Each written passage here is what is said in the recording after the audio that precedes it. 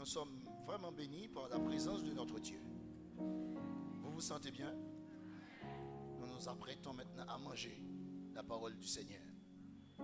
C'est notre frère, le diacre Brunet, qui va nous donner à manger ce matin de la part de Dieu.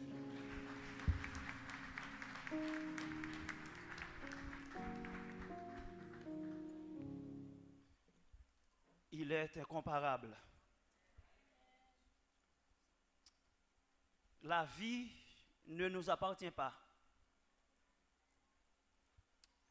Le souffle et la respiration, l'énergie, la force, la connaissance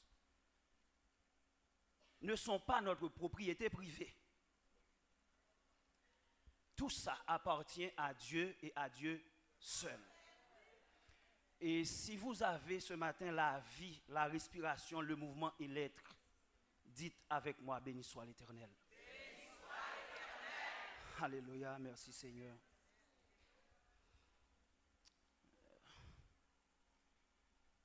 Le Seigneur nous a communiqué un message ce matin et le sujet, c'est la sagesse. Le titre de ce message, c'est « En Christ sont cachés les trésors de la sagesse et de la science ». Et comme exhortation aux propositions centrales de ce message,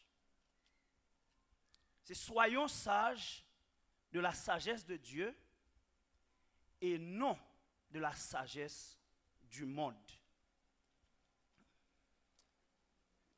Je vous invite donc à ouvrir votre Bible avec moi dans le livre de la Genèse au chapitre 2, où nous allons avoir le texte de référence pour le message de ce matin. Nous lisons le 7e verset. Genèse chapitre 2.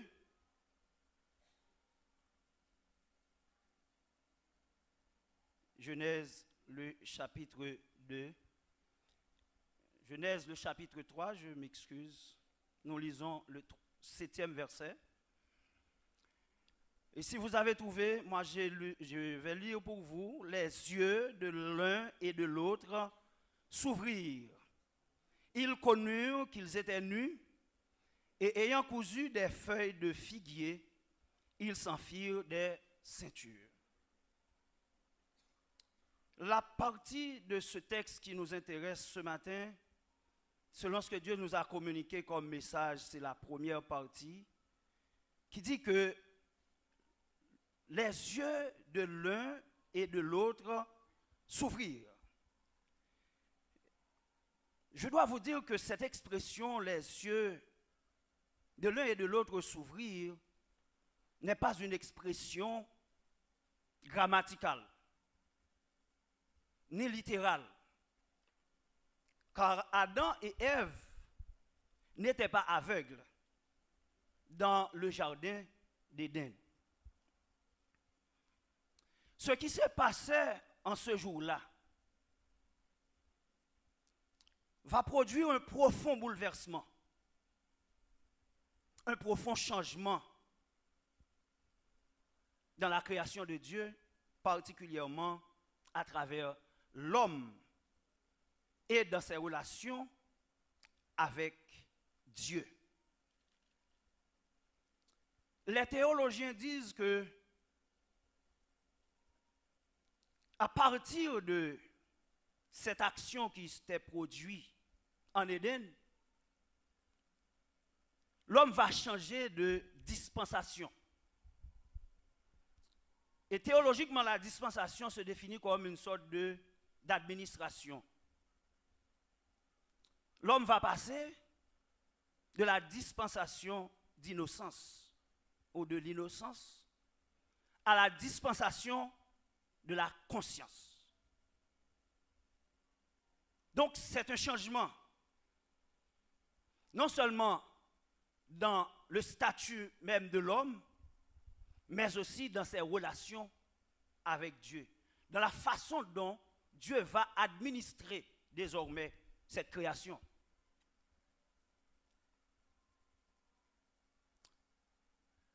La Bible nous montre que avant que les yeux de Adam et Ève s'ouvrirent, Adam était très intelligent, très sage.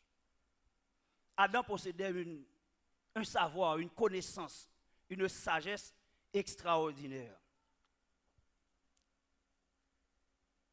Allons voir Genèse chapitre 2, verset 20.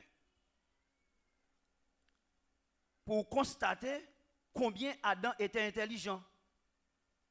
Genèse chapitre 2, le verset 20, je lis pour vous. Et l'homme donna des noms à tout le bétail, aux oiseaux du ciel et à tous les animaux des champs, mais pour l'homme, il ne trouva point d'aide semblable à lui.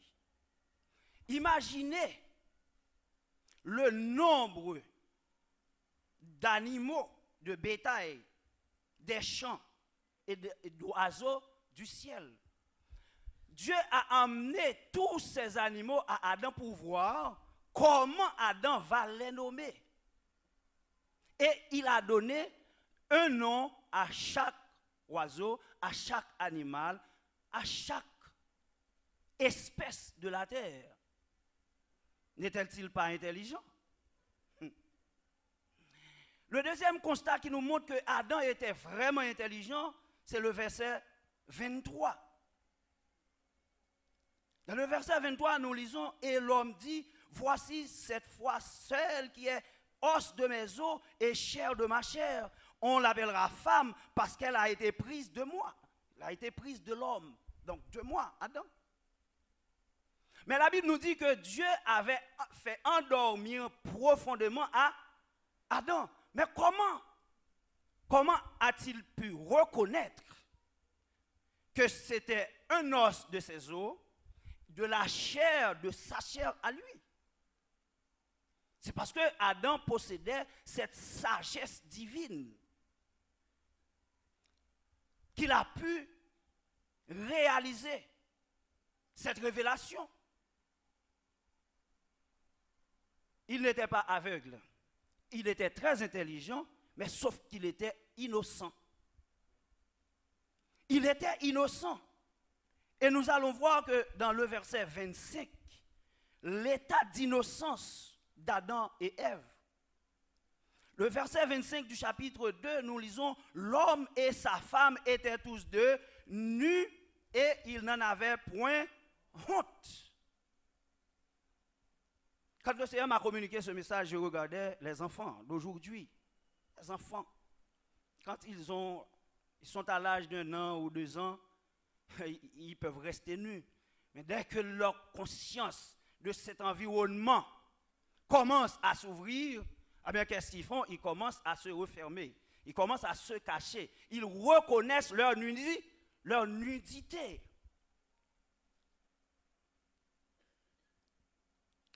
Après avoir mangé l'arbre de la connaissance du bien et du mal, les yeux d'Adam et Ève s'ouvrirent. Leurs yeux s'ouvrirent, ce n'était pas qu'ils étaient aveugles, mais c'est parce que leur vision et leur perception vont changer. Leur vision et leur perception vont changer. Parce qu'avant que leurs yeux furent ouverts, leur vision était centrée sur Dieu. Ils n'avaient pas honte de leur nudité, mais après que leurs yeux furent ouverts, ils reconnurent qu'ils étaient nus. Et la Bible dit par la bouche de l'apôtre Paul que les païens ont l'intelligence obscurcie, ils sont étrangers à la vie de Dieu. Ils ont l'intelligence obscurcie. Ça ne veut pas dire que l'homme n'a pas d'intelligence, mais après le péché, après la désobéissance, l'intelligence de l'homme est devenue obscurcie, donc pervertie. Le chapitre 28 du livre de Job peint la réalité de la conscience de l'homme. La conscience de l'homme sans Dieu. Dans le souci de satisfaire ses besoins, l'homme entreprend de grands travaux de recherche. Il cherche tout sauf Dieu. Ils cherchent tout pour améliorer leurs conditions de vie, mais ils ne cherchent pas Dieu. Ils ne cherchent pas la sagesse de Dieu. Ils s'appuient sur leur sagesse. C'est la même réalité que nous vivons aujourd'hui pour l'homme contemporain. L'homme moderne. Il cherche tout pour améliorer ses conditions de vie matérielles, mais sauf Dieu. La sagesse de l'homme moderne, c'est le matérialisme. C'est l'accumulation de richesses. La sagesse de l'homme moderne, c'est la recherche de la sécurité pour leur vie. Il s'évertue. Il s'évertue, tout au moins, aujourd'hui, à des recherches continues sur l'existence et le fonctionnement d'autres planètes, n'est-ce pas? Pourquoi? Pour voir quand et comment il pourra déménager de la Terre. Il cherche l'existence et le fonctionnement d'autres planètes pour pouvoir déménager de la Terre, pour aller vivre ailleurs, car la Terre est bouleversée. Mais ce sont eux qui ont détruit la couche d'ozone. Mais c'est dans leur sagesse qu'ils l'ont détruite. Aujourd'hui, ils cherchent un abri de par leur sagesse. Mais vous et moi qui sommes en Christ, nous sommes cachés en Dieu et en Dieu seul. Est-ce que nous espérons aller dans notre planète pour nous vivre? Non. Notre espérance est en Christ. Et même la terre est chaud. Et en vérité, je vous le dis ce matin, si la couche d'ozone doit s'effondrer totalement au point que le soleil doit brûler la terre, Christ doit revenir déjà chercher nous qui sommes en Christ. La terre ne pourra pas nous brûler à cause de la couche d'ozone qui a disparu. Car Christ nous reviendra nous chercher. Eux, ils cherchent un habitant sur l'autre planète, mais nous cherchons notre habitation en Christ et en Christ seul. Ça, c'est leur sagesse. Mais nous qui cherchons Christ, c'est notre sagesse. La sagesse de l'homme moderne, c'est la recherche de la paix. Mais la recherche de la paix par la guerre. La sagesse de l'homme moderne, c'est la recherche du bien-être. La recherche du bien-être par la liberté. Et la liberté pour tous. Où l'homme peut se marier avec un homme, une femme avec une femme. C'est la liberté pour tous. Mais ça, c'est la sagesse de l'homme. Parce que leur intelligence est obscurcie et leur intelligence a été pervertie par le péché. Mais bien aimé dans le Seigneur, dans le psaume 34, verset 5, il est écrit, et je vais vous demander aussi d'aller lire avec moi ensemble, le psaume 34, verset 5. C'est l'alternative de Dieu pour le salut de l'humanité. C'est l'alternative de Dieu pour le salut de l'humanité. Psaume 34, verset 5. Il est écrit, quand on tourne vers Dieu, parce que lui, ici c'est Dieu, les regards, on est rayonnant de joie et le visage ne se couvre pas de honte. L'expression ici, tourner les regards sur Dieu, n'est pas aussi littérale ni grammaticale. L'expression tourner les regards vers Dieu signifie changer de vision, changer de position, se détourner du mal et faire le bien, sortir du royaume des ténèbres et venir au royaume de la lumière. Donc quand nous tournons nos regards sur Dieu ou vers Dieu, qu'est-ce qui nous arrive? Nous sommes rayonnants de joie. Et le visage ne se couvre pas de honte. Il y a tellement de tristesse. Il y a tellement d'objets et de sujets de tristesse. Mais quand on tourne vers lui, nos regards, nous sommes rayonnants de joie. Il y a tellement de sujets et d'objets de déception, d'humiliation. Mais quand on tourne vers Dieu ou sur Dieu les regards, notre visage ne se couvre pas de honte. Donc il y a l'alternative, mes bien-aimés. L'alternative pour vous et pour moi. Nous qui avons perdu notre joie, l'alternative, c'est de tourner nos regards vers Dieu. L'alternative pour nous qui avons subi tant d'humiliation et de déception devant les hommes, face à nos amis, certaines fois notre femme, notre époux, notre épouse, nos enfants, nos meilleurs amis.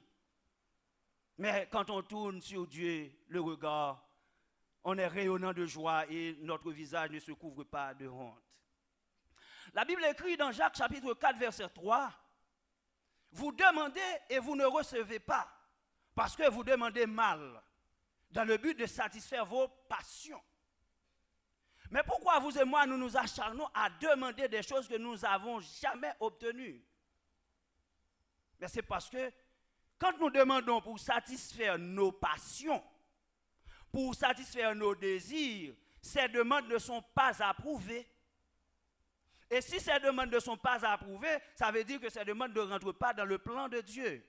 Ça veut dire que ces demandes ne rentrent pas dans la sagesse de Dieu, car la sagesse de Dieu nous est communiquée en Matthieu 6, 33. Cherchez d'abord le royaume et la justice de Dieu, et toutes ces choses vous seront données par-dessus tout. Donc c'est la sagesse de Dieu. La sagesse de Dieu, c'est chercher d'abord le royaume et la justice de Dieu. Si vous voulez avoir quelque chose, il faut chercher d'abord le royaume et la justice de Dieu. Vous voulez avoir un travail, cherchez d'abord le royaume et la justice de Dieu.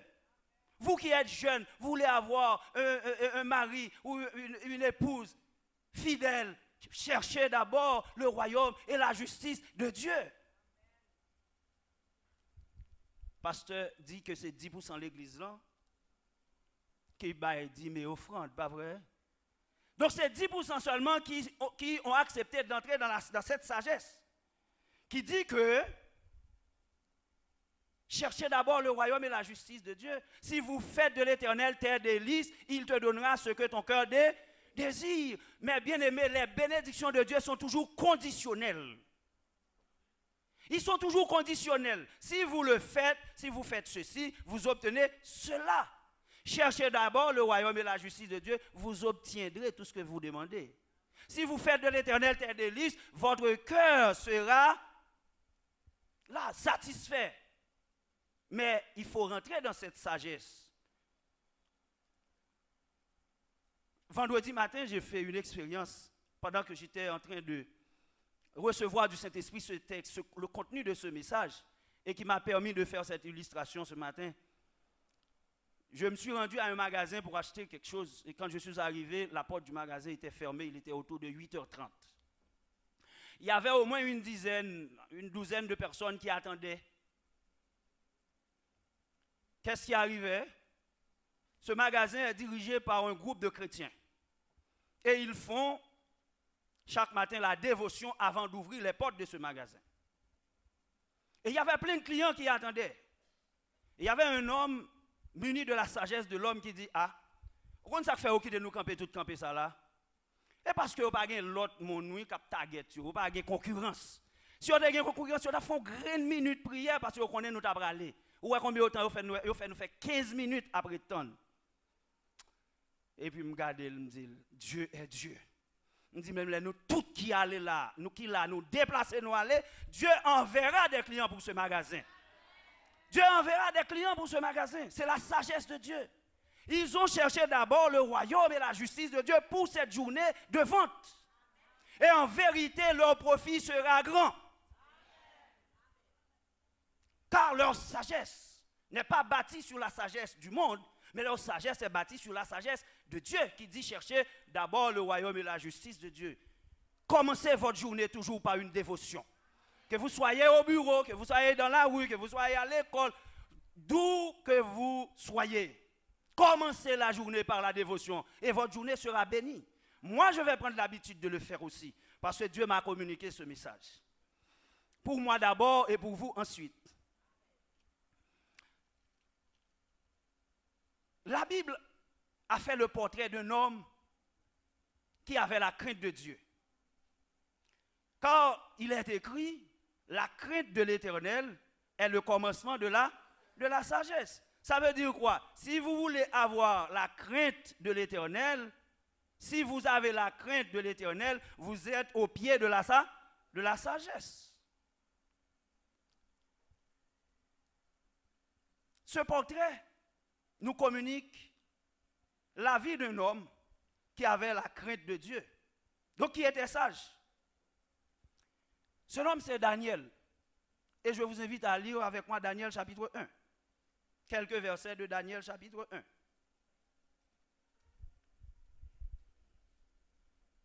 La troisième année du règne de Joachim, roi de Juda, Nebuchadnezzar, roi de Babylone, marcha contre Jérusalem et l'assiégea. Le verset 3 nous dit, le roi donna l'ordre à Aspénaz, chef de ses eunuques, d'emmener quelques-uns des enfants d'Israël de race royale ou de famille noble. Le verset 5 nous dit, le roi leur assigna pour chaque jour une portion des mets de sa table et du vin dont ils buvaient, voulant les élever pendant 3 années, au bout desquelles ils seraient au service du roi. Il y avait parmi eux, d'entre les enfants de Juda, au verset 6, Daniel, Anania, Michaël et Azaria. Le chef des eunuques leur donna des noms, à Daniel celui de Belteshazzar, à Anania celui de Shadrach et à Michaël celui de Meshach, Azaria celui d'Abednego. Daniel résolut de ne pas se souiller par les mets du roi et par le vin dont le roi buvait, et il pria le chef des eunuques de ne pas l'obliger à se souiller. Et Dieu fit trouver à Daniel faveur et grâce devant le chef des eunuques. Imaginez un instant. Nous nous transportons dans le temps ancien, au temps de Daniel. Aujourd'hui, l'évangile prêche partout, dans les réseaux sociaux, dans toutes les télévisions, à la radio. La connaissance de la parole est disponible, mais au temps de Daniel, cette connaissance n'était pas aussi disponible. Mais Daniel connaissait Dieu. Et Daniel avait la crainte de Dieu. Israël a été enlevé. Israël a été captif du roi Nabuchodonosor. Leurs esclaves. Et puis, vous entendez, ils ont fait choix. Ils ont fait choix de quelqu'un de ces esclaves pour être préparé afin d'aller vivre à la cour roi. Quelle opportunité, n'est-ce pas? Moi-même, avant, je suis certain que dans notre sagesse humaine, nous sommes bien contents. C'est une faveur de pouvoir manger ce que le roi mange.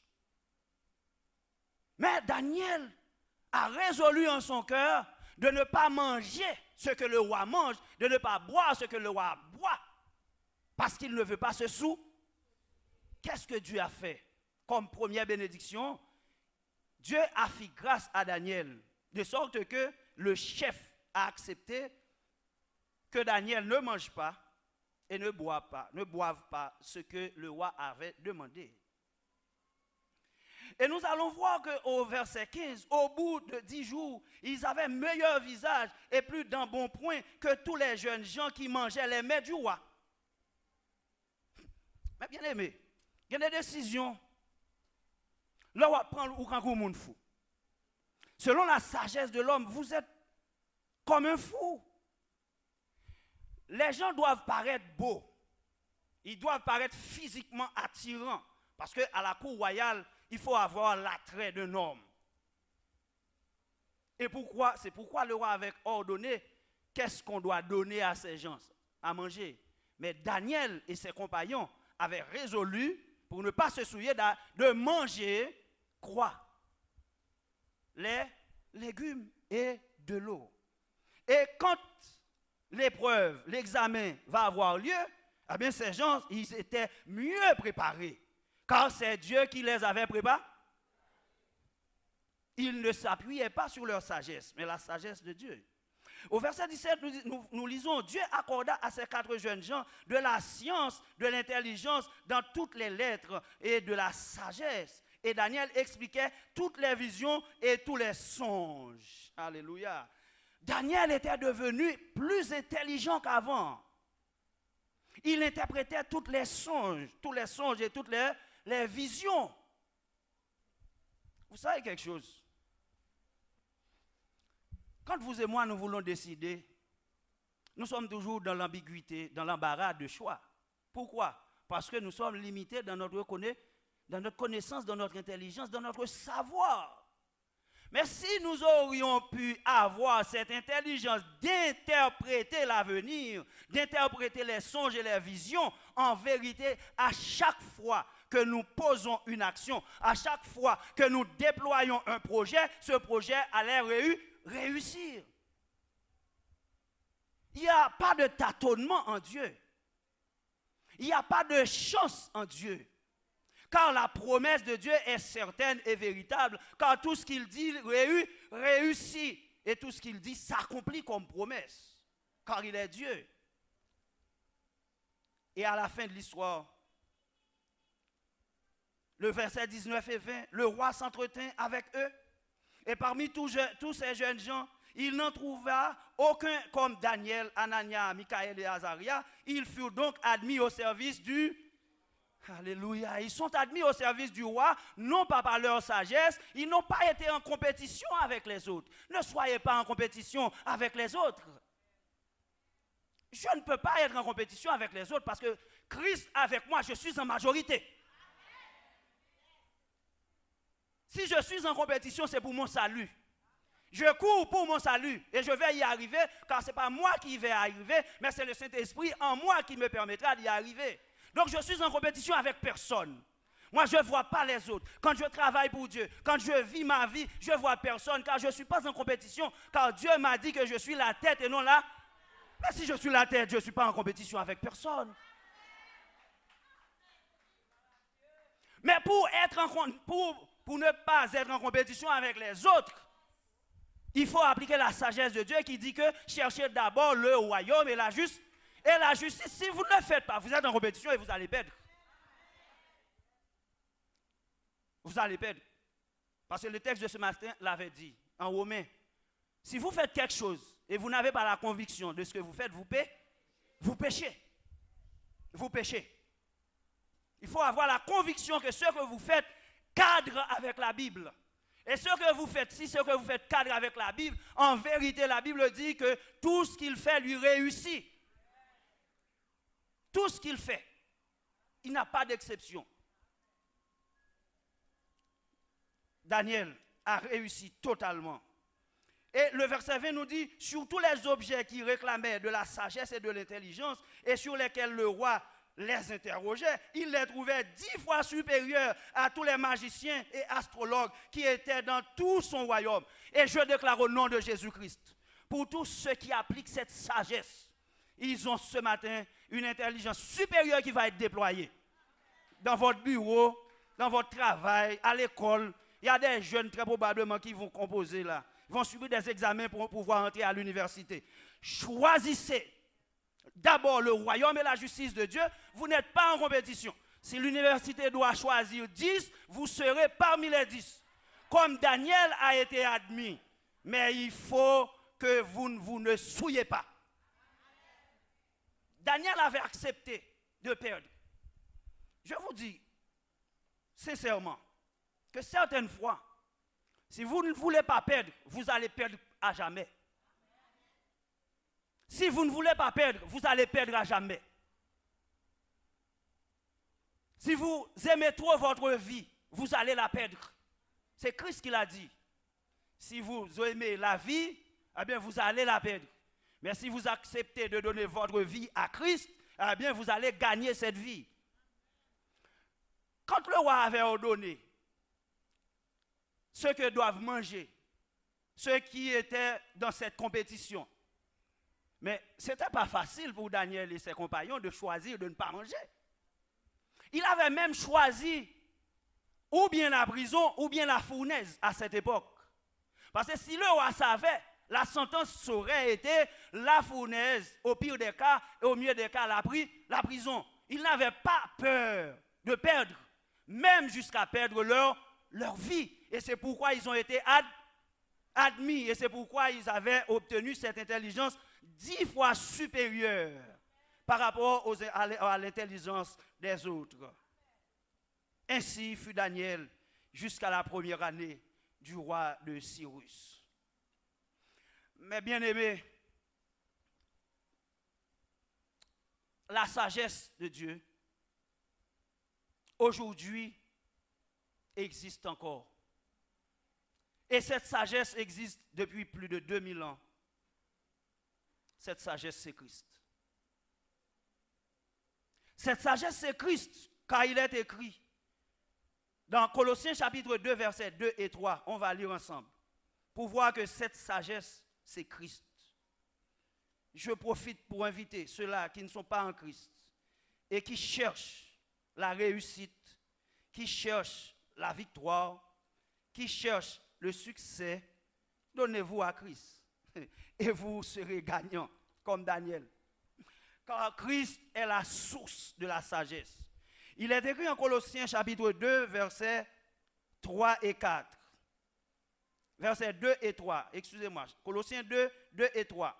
Afin qu'ils aient le cœur rempli de consolation, qu'ils soient unis dans la charité et enrichis d'une pleine intelligence pour connaître le mystère de Dieu, savoir Christ. Quoi?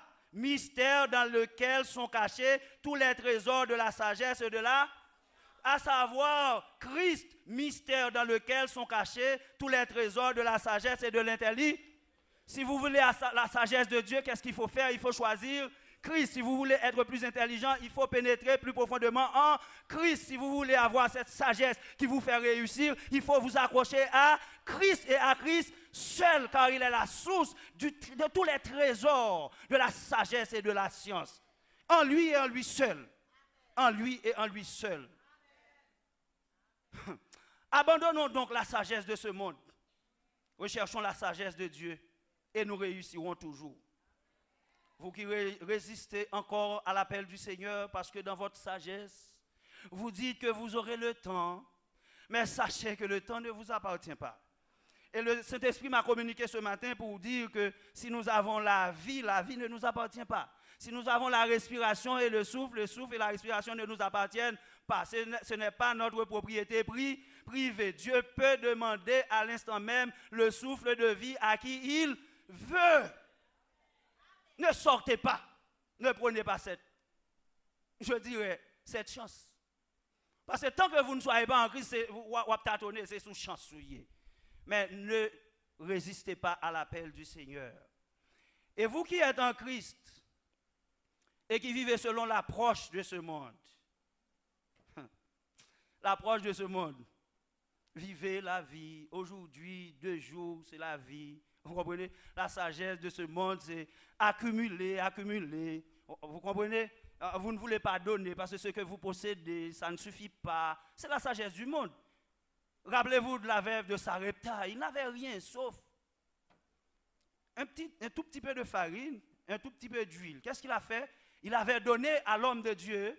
Non seulement il avait donné, mais il avait donné premièrement. Et ce que Dieu a fait, la farine et l'huile n'ont jamais manqué dans cette maison.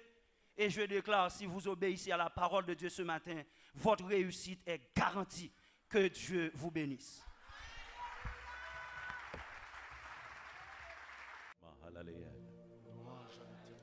Mahalaleel. Alléluia. Mahalaleel.